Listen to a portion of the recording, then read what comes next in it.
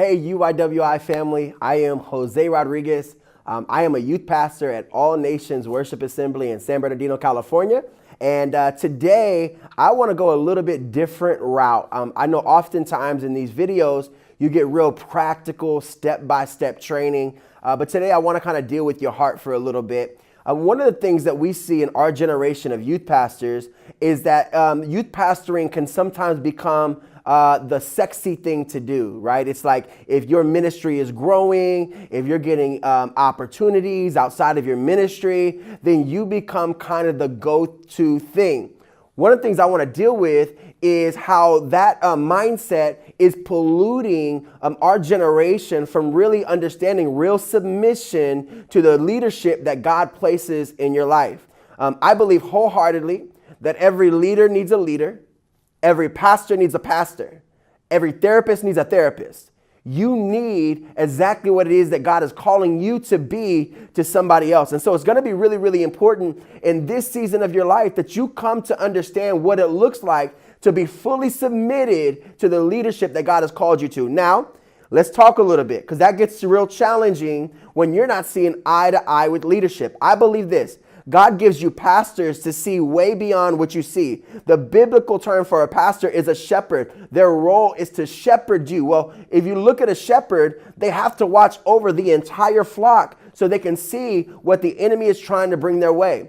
Your ability to submit to your shepherd, and I'm not talking about the good shepherd, Jesus himself. I mean, the leader that God has placed in your life, in the ministry that you're in right now, keeps you safe and protected from the enemy trying to literally devour you in ministry.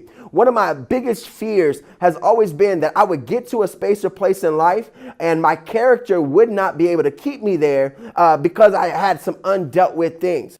I learned a while back that as long as I'm fully submitted to my leader, he protects me from opportunities that could actually come to kill me. And so literally in a very practical sense, this is what that looks like for me. I am very much a youth pastor. And so when I get other opportunities or engagements outside of my local church, I submit them to my pastor and ask him, can I go?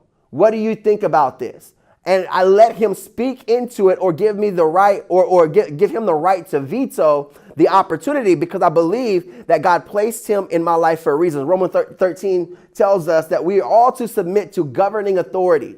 Now, we can look at that in the very natural sense of governing authority in the world and police and all of that stuff, right? And we know what's happening in this, and we know that there's authority that's polluted and perverted, and even in the local church, it's the same way. However, it does not negate your responsibility to still be submitted to governing authority. And then how much more are we supposed to be submitted to governing authority that are looking out for our soul? Our soul, literally, they're responsible for the well-being of our soul. And so in order for you to really begin to thrive, you're going to have to watch yourself and how submitted you are to your leader. Now, my own personal experience has been this. The more submitted I am to my leader, the more opportunities that God has brought outside of my local context because of my heart to submit. Listen, submission does not take away power. It actually gives you more. Because when you're submitted to the proper source, what happens is now you have all that God has given you, the grace, the merit that he's given you to walk in what he's called you to. Plus you have the backing of a local leader. Let me just tell you from real life experience.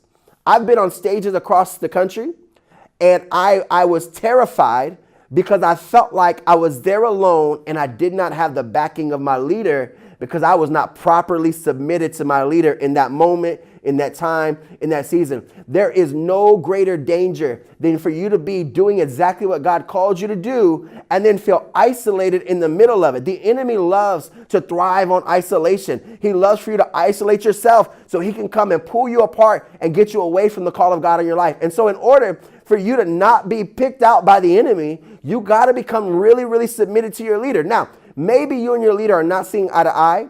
Maybe they, let's get real practical. Maybe they don't have a vision for the youth ministry like you do. You have a responsibility to earn the trust of your leader while you're submitting to them. The more they trust you, the more they'll begin to give you opportunity and space to do exactly what God called you to do. I thank God that I have a leader that sees the call of God on my life and gives me the green light to go and be all that he called me to be. But here's the one exception. I have to take care of home base first. I hope for you that you don't get in youth ministry and that you become infatuated with the stage, the platform, the speaking, that you're not fully submitted to your local house, your local church, or your local family, spiritual family. Here's what's really important. At the end of the day, the stages will fade away. People will know your name or not know your name. But the ones that are going to really rock with you are those that you've built trust and real community with. It's why it's so important that you're submitted to your local leaders. I'm a better man because of submission. I get more opportunities because of submission. And the truth is this, if you don't properly honor your leader and the call of God on your leader's life, you'll never be able to fully submit to them. Here's what I know. When you don't honor something appropriately, when you take it for granted, I get leaders have character flaws.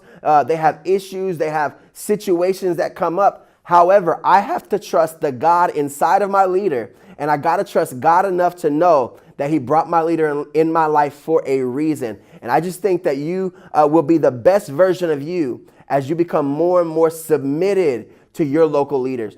I don't want to be a wonder to the world and then not be fully submitted and immersed in the culture at my local church. And I want to challenge you today, whatever that looks like for you, become as submitted as you can to your local church, to your body, to your leader, to your pastor. If you gotta come off of certain things, you've got to take some breaks. My pastor literally told me I got to sit down for 6 months and do no ministry. And it was the greatest test of submission I've ever experienced up to this day.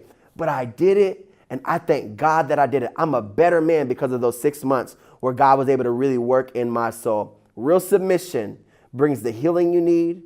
It brings the community you need. It brings the grace that you need and the backing that you need to become all that God has called you to become. I'll say this one thing. Jesus was fully submitted to the Father.